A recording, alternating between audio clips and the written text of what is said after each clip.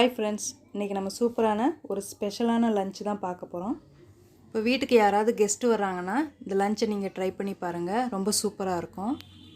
2 மணி நேரத்துல இந்த லஞ்ச் செஞ்சு முடிச்சிரலாம். இப்போ இந்த ஸ்பெஷல் லஞ்ச் எதுக்குன்னு பாத்தீங்கன்னா நம்ம சேனலோட இது 100வது வீடியோ. அதனால இந்த ஸ்பெஷல் லஞ்ச் ட்ரை பண்ணியிருக்கேன். ரொம்ப சூப்பரா வந்திருக்கு. ஓகே फ्रेंड्स, இந்த ரெசிபி எல்லாம் எப்படி செய்யலாம்ன்றதை நம்ம வீடியோக்குள்ள போய் பார்க்கலாம்.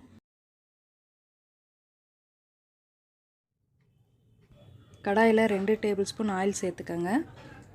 இப்போ சாப் பண்ணி வச்சுருக்கிற ஆனியனை வந்து கொஞ்சமாக சேர்த்துக்கங்க. இதை ஒரு நிமிஷத்துக்கு நீங்கள் நல்லா ஃப்ரை பண்ணி எடுத்துக்கோங்க. அரை ஸ்பூன் இஞ்சி பூண்டு பேஸ்ட்டு சேர்த்துக்கங்க. அதையும் நல்லா ஒரு 30 செகண்ட் நல்லா ஃப்ரை பண்ணிடுங்க. இப்போ நல்லா ஃப்ரை ஆகிடுச்சு. இப்போ நான் ஒரு காலிஃப்ளவரை நல்லா வாஷ் பண்ணி எடுத்து வச்சுருக்கேன். இப்போ காலிஃப்ளவரை ஒரு நிமிஷம் நல்லா ஃப்ரை பண்ணி எடுத்துக்கோங்க. ஃப்ரை பண்ணி எடுத்ததுக்கப்புறமா அதில் மஞ்சள் தூள் அரை ஸ்பூன், மிளகாய் தூள் உங்கள் காரத்துக்கு ஏற்ற மாதிரி சேர்த்துக்கங்க. நான் அரை ஸ்பூன் சேர்த்துருக்கேன். அதையும் நல்லா ஒரு நிமிஷம் நல்லா வதக்கி விட்டுருங்க.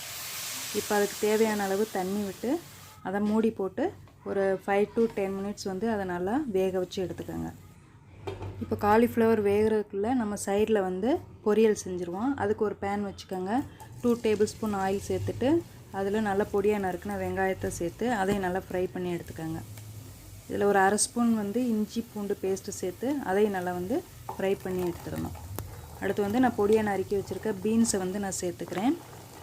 இப்போ பீன்ஸை சேர்த்துட்டு அதையும் ஒரு நிமிஷம் வரைக்கும் நல்லா வதக்கி எடுத்துக்கணும்.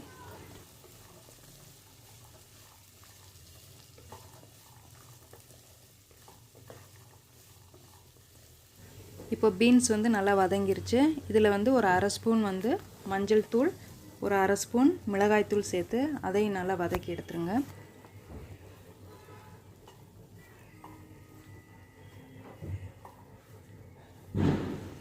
இப்போ அதுக்கு தேவையான அளவு தண்ணி சேர்த்து அதை ஒரு மூடி போட்டு அதை ஒரு 5 to 10 மினிட்ஸ் வரைக்கும் நல்லா வேக விட்டுறணும்.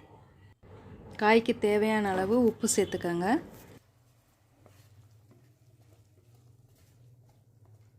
கொதி வந்த உடனே அதுக்கு மூடியை போட்டு ஒரு 5 நிமிஷம் வேக வச்சு எடுத்துக்கோங்க. இப்போ காலிஃப்ளவர் நல்லா வெந்துருச்சு. இந்த ஸ்டேஜில் உங்களுக்கு தேவையான அளவு உப்பு சேர்த்து அதை நல்லா ஃப்ரை பண்ணி எடுத்துருங்க. இப்போ காலிஃப்ளவர் ரெடி ஆயிடுச்சு. இதை சைடில் நீங்கள் ஒரு பாத்திரத்தில் மாற்றி வச்சுக்கோங்க. இப்போ பீன்ஸும் அதே நேரத்தில் வெந்துருச்சு. இப்போ உங்களுக்கு தேங்காய் வேணும்னா நீங்கள் தேங்காய் துருவி போட்டுக்கலாம். ஆனால் நான் 2 முட்டை சேர்த்துக்கிறேன். இதில் முட்டை சேர்த்ததுக்கப்புறமா அதை நல்லா ஃப்ரை பண்ணி எடுத்துருங்க.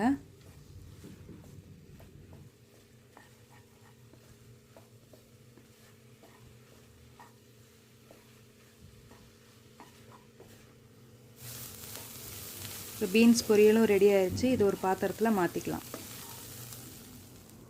அடுத்து பன்னீர் பட்டர் மசாலா செய்கிறதுக்கு ஒரு கடாயில் தண்ணி 1 டம்ளர் சேர்த்துக்கோங்க. அதில் 1 கப் வெங்காயம், 2 தக்காளி, 1 ஸ்பூன் இஞ்சி பூண்டு பேஸ்ட், 1 பச்சை மிளகாய், 10 முந்திரி பருப்பு இதை சேர்த்து 5 நிமிஷம் பாயில் பண்ணி எடுத்துக்கோங்க. சைடில் ஜீரா ரைஸ் செய்கிறதுக்காக 2 கப் பாஸ்மதி ரைஸ் எடுத்துக்கிறேன். இதை நல்லா வாஷ் பண்ணிவிட்டு ஒரு 20 நிமிஷம் வரைக்கும் அதை ஊற வச்சுருங்க.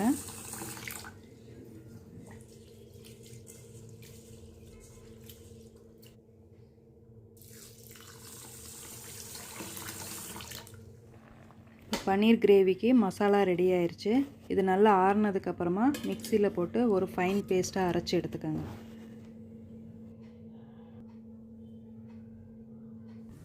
கடாயில் 4 டேபிள் ஸ்பூன் ஆயில் சேர்த்து அதில் ஒரு 200 கிராம் பன்னீரை நான் க்யூபாக கட் பண்ணி வச்சுருக்கேன். அதை நல்லா ஃப்ரை பண்ணி எடுத்துக்கிறேன். நல்லா ஃப்ரை பண்ணி எடுத்ததுக்கப்புறமா அதே கடாயில் ஸ்டார் அனீஸ் 1, பட்டை ஒரு துண்டு, பிரியாணி இலை 1, ஒரு அரை ஸ்பூன் ஜீரகம் போட்டு நல்லா ஃப்ரை பண்ணி எடுத்துருங்க. இப்போ அதிலே மஞ்சள் தூள் ஒரு அரை ஸ்பூன் சேர்த்துக்கோங்க.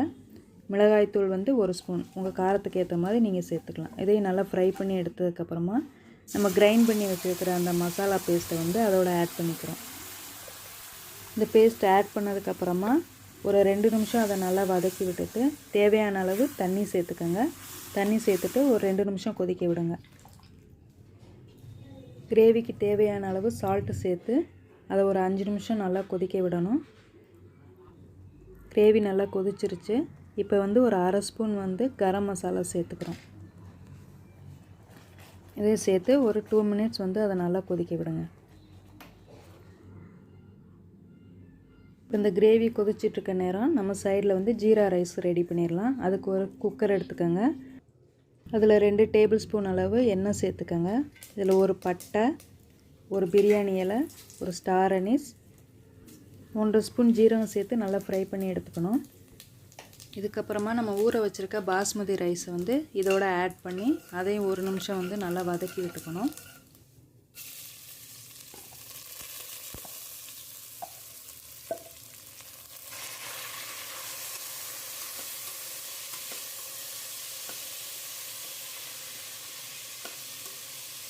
இப்போ 1 நிமிஷம் நல்லா அரிசி வதங்கிருச்சு.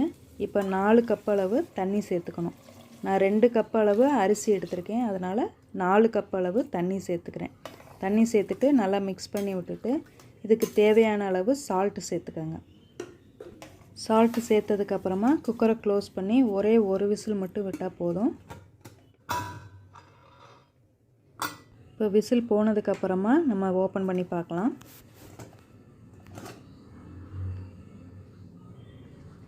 ஜீரா ரைஸ் வந்து சூப்பராக ரெடி ஆயிடுச்சு.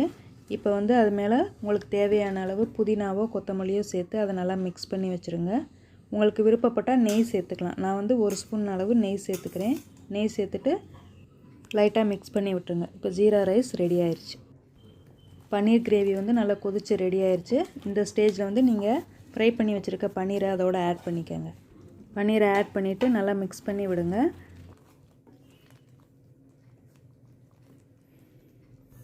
இப்போ கொஞ்சமாக கசூரி மேத்தி ஆட் பண்ணிக்கிறேன்.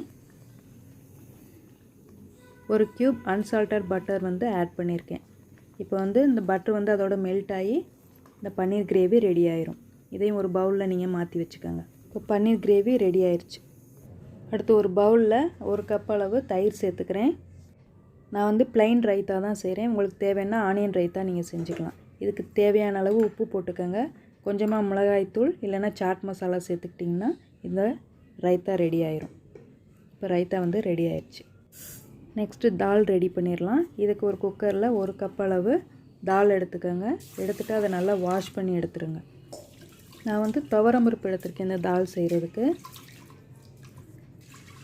இப்போ நல்லா வாஷ் பண்ணி எடுத்தாச்சு. அதில் வந்து 2 கப் அளவு நீங்கள் தண்ணி சேர்த்துக்கோங்க. தண்ணி சேர்த்ததுக்கப்புறமா அதில் கொஞ்சமாக மஞ்சள் தூள் சேர்த்துக்கோங்க. மஞ்சள் தூள் சேர்த்துட்டு ஒரு விசில் விட்டு எடுத்துக்கிறேன்.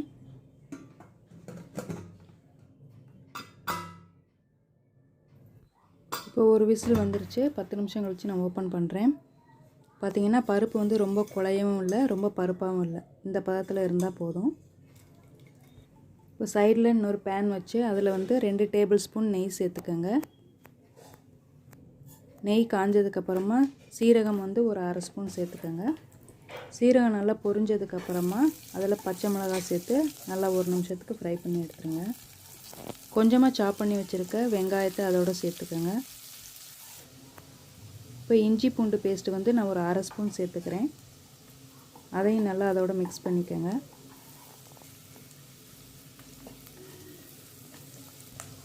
அடுத்து 1/2 ஸ்பூன் மஞ்சள் தூள் சேர்த்து அதையும் நல்லா ஃப்ரை பண்ணிடுங்க.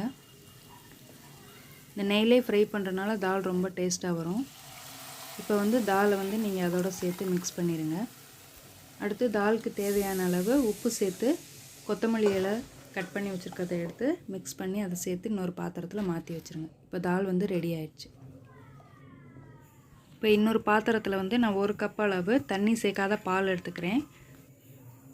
பால் நல்லா கொதித்த உடனே இன்ஸ்டன்ட் பாயசம் மிக்ஸ் வந்து நான் 1 கப்பு எடுத்து வச்சுருக்கேன்.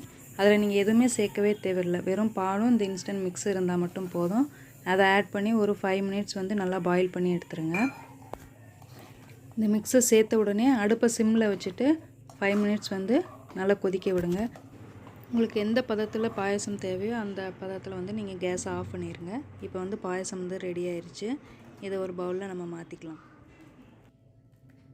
நெக்ஸ்ட்டு நம்ம சப்பாத்திக்கு மாவு ரெடி பண்ணிடலாம்.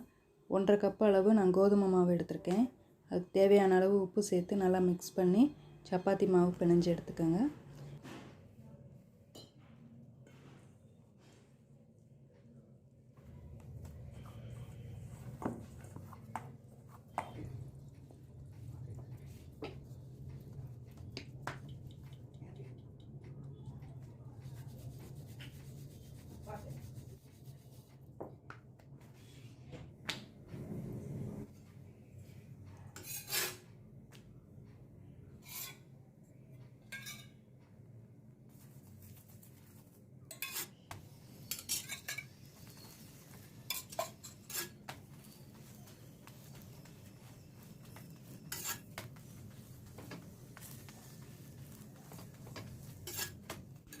ஓகே ஃப்ரெண்ட்ஸ், இப்போ சப்பாத்தி ரெடி ஆயிருச்சு.